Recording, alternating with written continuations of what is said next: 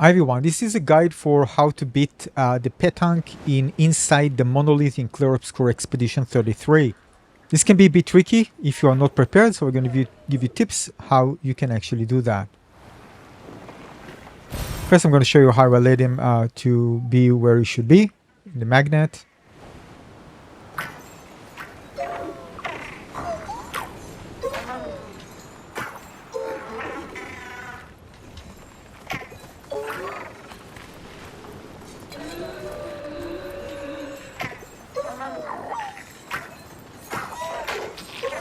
Now, even if you try to deal your millions damage of attacks, it won't work on him well. You're going to deal very little damage.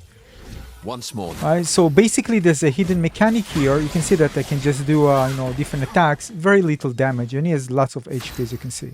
So even if I try to execute a very strong attack using my L, very little damage. Now the way to start dealing with this is hitting this core, this shiny thing.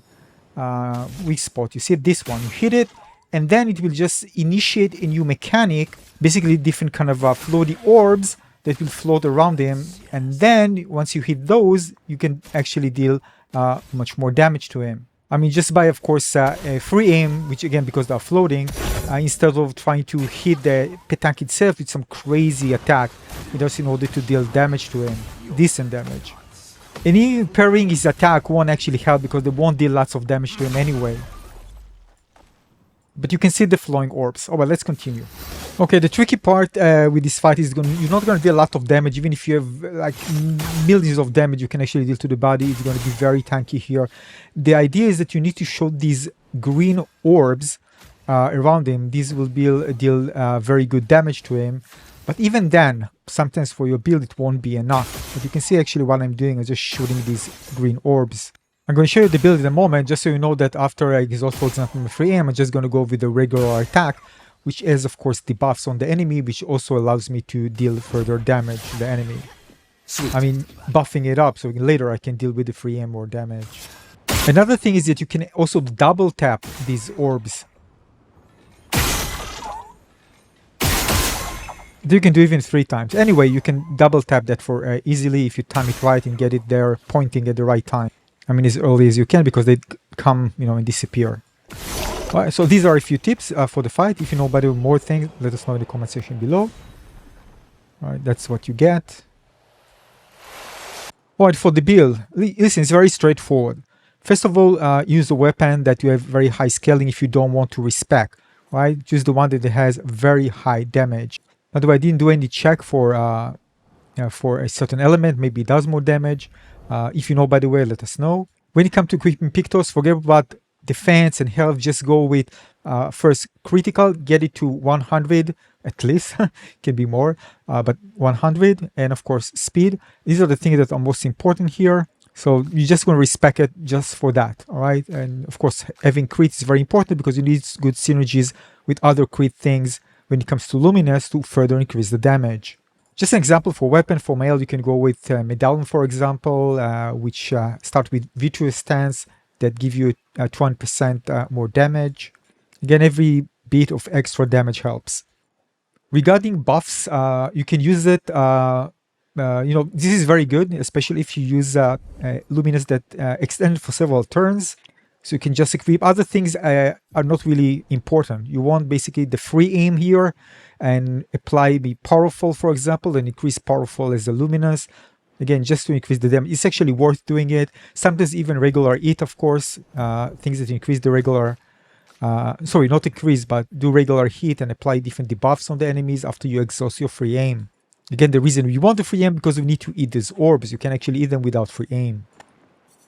Now, in a nutshell, put everything that's free aim related, use it. Everything related to increasing damage, whether, again, full health, of course. You can get hit if you get hit by the attack, but you can only have one attack, and you can easily block it.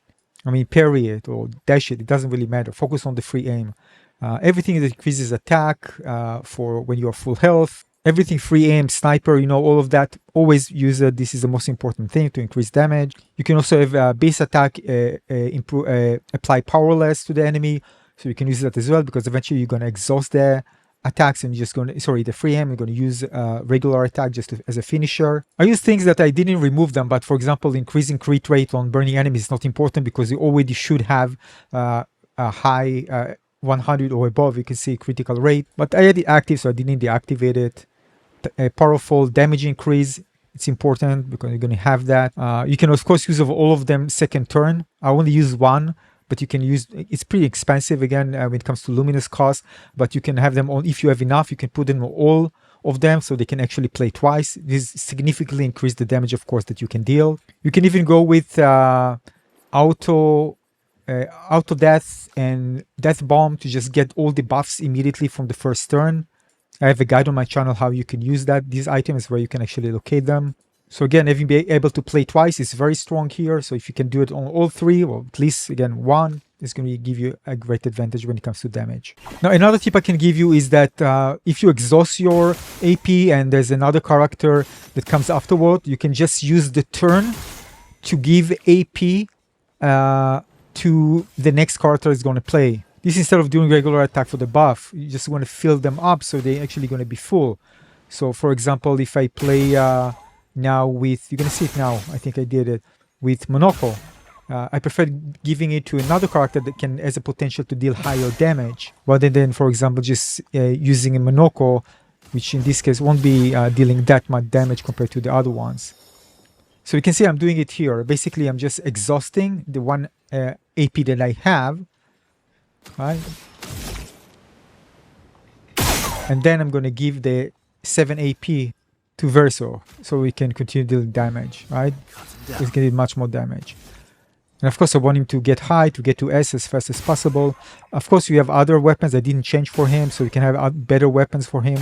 I didn't use it, but I'm just going to show you, so because it's very good here, because you don't care about anything else, just damage. So we go with the Chevalam, start with a battle in rank S. Yeah, so basically changing everything, damage, forget about the health, defense, doesn't matter. Prioritize the crit that you get, and then the speed and free aim damage, and then further increasing damage, and you should be just fine finishing this fight. Thanks for watching.